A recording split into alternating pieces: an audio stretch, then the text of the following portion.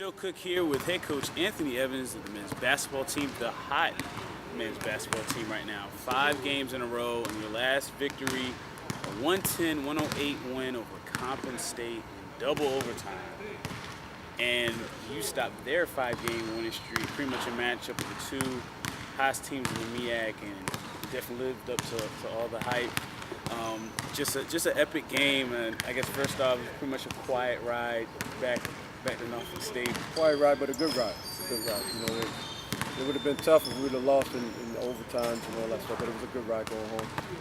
Most definitely.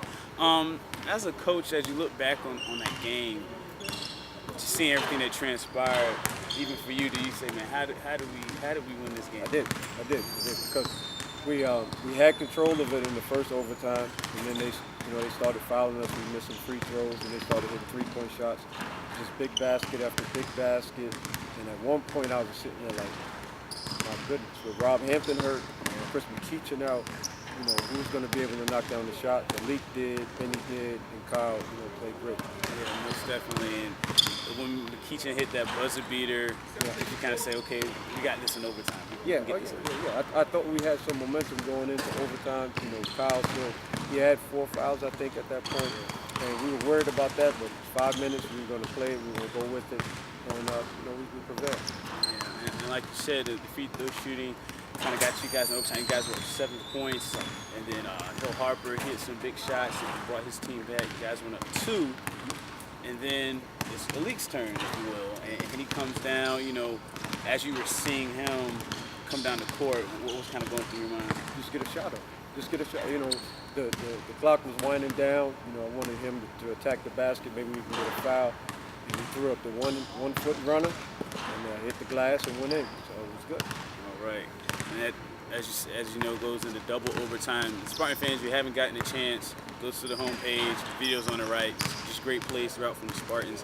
And free throw shooting, guys shot 29-44 from the game, with 14 of 28 in overtime. That was kind of like the big key in those overtime games. Yeah, again, at one point in the overtime, we were missing free throws in the first overtime, and I think that could have sealed the game for us. And then in the second overtime, Kyle went to the free throw line, a couple other guys knocked down the shots, and Kyle sealed it at the end. We had two big free throws to seal the game. Just another clutch performance. You had to hit threes. Marcus Tamaros hit one in regulation to make it close. The guys weren't hitting free throws when you should have and when you needed. Right. The free throws came through. Great job, Coach, once again. But now we got to put this behind us.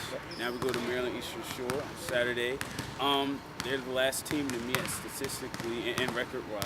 Right. Last in a lot of categories. But for you, how are you going to prepare your team mentally to avoid the upset after coming off of such an emotionally draining victory, even though it was a day rest? Well, we have to continue to do things that have helped us during this streak. To be consistent, to prepare the same way. We can't overlook anybody. Because at one point I think teams were overlooking us. So you can't take that approach. We have to be consistent at what we do and prepare as if they were one of the better teams in the conference. And one of the categories that they are better than everybody in the conference is assists. Right. They really move the ball on offense. They do. I mean, that's a dangerous team because assists lead to baskets. So we've got to go up there and we've got to play defense. We've got to rebound the basketball and play the way we do. And like I say, UMS, they may be last in the MEAC, but can't really sleep on them.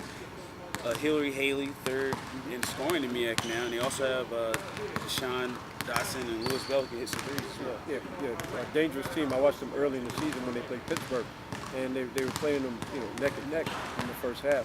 So they're a dangerous basketball team, especially being at home. So we've got to defend and we've got to play well. And then next up after that, Delaware State. TV game number 4 for the Spartans.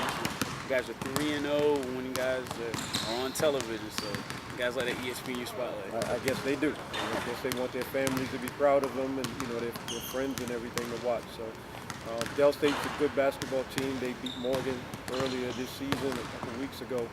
They played Coppin State tough. I think it went down to the wire. So very good basketball team at home. Coach Jackson's a very good coach.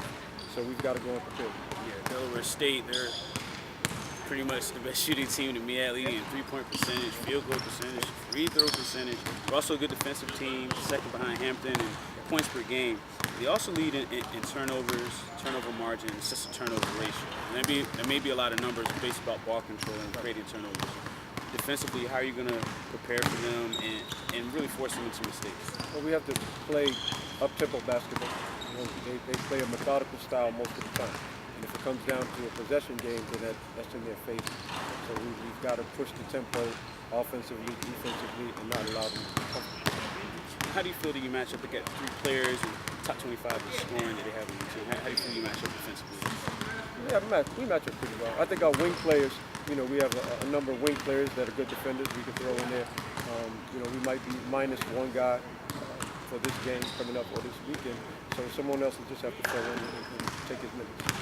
And as a team, like you said, Rockhampton went down late in the Conference State game. Came back, tried to hit free throws, but couldn't after McKeachin went out. How's the team doing health-wise? McKeachin, we're still day-to-day. And with Rob, you know, he's going to rehab. You know, he looks a little bit better, so we'll see today in practice how much he can go. And he should be ready for the weekend, but we're not sure about this one. All right. See if the Spartans can get healthy, but in the meantime, reload as we go to the University of Maryland Eastern Shore this Saturday. Tip-off is at 4 p.m. there in Princeton, Maryland. For more NSU men's basketball, as always, NSUSpartans.com.